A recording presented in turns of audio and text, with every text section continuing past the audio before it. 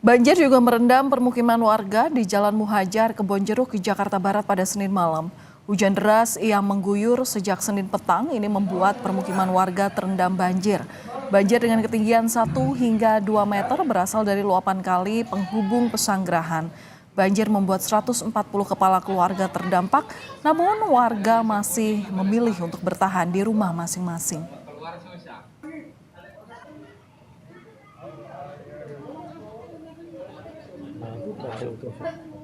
Perahu dari memanggil ini juga info gerak bareng. Saudara, sejumlah kendaraan mogok setelah memaksa untuk menerobos banjir setinggi 80 cm di Jalan Ciledug Raya, Kebayoran Lama, Jakarta Selatan pada Senin sore. Sedan mewah ini menjadi salah satu kendaraan yang mogok setelah menerobos banjir. Sejumlah pengendara sepeda motor juga terpaksa menuntun kendaraan mereka lantaran mengalami mati mesin. Banjir membuat arus lalu lintas dari arah Kebayoran Lama menuju Ciledug maupun sebaliknya lumpuh total. Untuk mengurai kepadatan lalu lintas, petugas kemudian mengarahkan kendaraan ke jalan alternatif.